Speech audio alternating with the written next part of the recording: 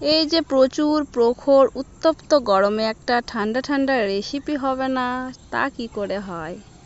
এই যে আমি মমতা রায়গঞ্জ উত্তর দিনাজপুর থেকে আপনাদের সামনে নিয়ে এসেছি একটা নতুন রেসিপি ভিডিও।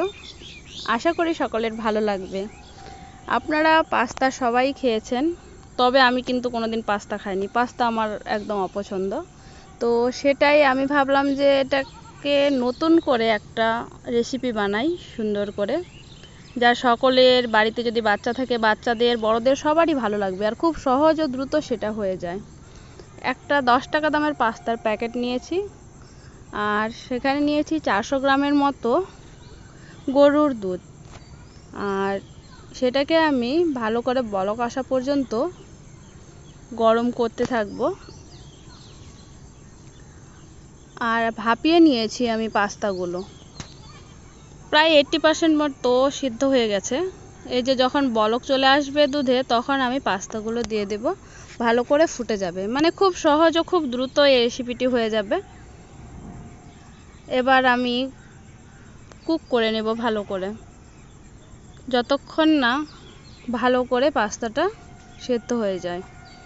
এর মধ্যে আমি রেডি করে নেব একটা 10 টাকা দামের গুঁড়ো দুধের প্যাকেট নিয়েছি। সেটা হচ্ছে যে এই গরম দুধ থেকে দিয়ে হচ্ছে যে মিলিয়ে নিতে পারি, বা আমি গরম জল ব্যবহারও করতে পারি, কিন্তু আমার দুধ গরম করা ছিল আগে থেকেই, তো আমি সেই দুধটাই ব্যবহার করেছি। যখন পুরোপুরি ফুটে আসবে আর পাস্তাগুলো সেদ্ধ হয়ে যাবে পুরোপুরি, তখন এই যে গুঁড়ো দুধের মিশ্রণটা আমি দিয়ে দেব, আর ভালো করে আবার ফুটিয়ে নেব। আপনারা দেখতে পাচ্ছেন আমার রান্না প্রায় হয়েই গেছে। মানে খুব সহজ ও খুব দ্রুত এই রেসিপিটি আপনারা করতে পারেন। আর বাচ্চারা একই রকম পাস্তা খেয়ে খেয়ে যখন খেতে চাইবে না, তখন আপনারা এই রেসিপিটি ওনাদের সামনে ধরিয়ে দিবেন বানিয়ে। অবশ্যই বাচ্চাদের খুব ভালো লাগবে। যখন হয়ে গেল পুরো, তখন আমি সেটাকে ফ্রিজে রেখে দেব 1 থেকে 2 ঘন্টার জন্য, কারণ এটা একটা ডেজার্টের মতো আমি বানিয়েছি। এটা ঠান্ডা ঠান্ডা খেতে খুব ভালো লাগবে। এই তপ্ত গরমে সকলের এটা খুব পছন্দের হবে। আর আমি এই যে দেখতে পাচ্ছেন কিছু বেদানা ও ড্রাই ফ্রুট দিয়ে গার্নিশ করে নিচ্ছি। মানে দেখতে সুন্দর হলে খেতে সবাই চাইবে। আর বাচ্চাদের সামনে এভাবে সুন্দর করে যদি সাজিয়ে দেন, তাহলে বাচ্চারা অনেক খুশি হয়, তাই না?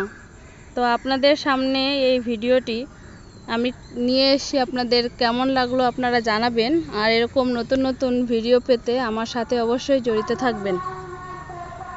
আপনাদের সহযোগিতা কাম্য করছি, এভাবে যেন আমি আরও এগিয়ে যেতে পারি। আপনারা সবাই আমার পাশে থাকবেন, আমিও সকলের পাশে রয়েছি। এই বলে আজকে আমার ভিডিওটি শেষ হলো। আপনারা সবাই ভালো থাকুন, সুস্থ থাকুন, আর গরমে একবার অবশ্যই বানিয়ে খাবেন এই পাস্তার ডেজার্ট। সত্যি খুবই সুস্বাদু হয়েছিল খেতে, আর বাড়ির বাচ্চাদেরও খুব ভালো লাগবে। ধন্যবাদ। আল্লাহ হাফেজ।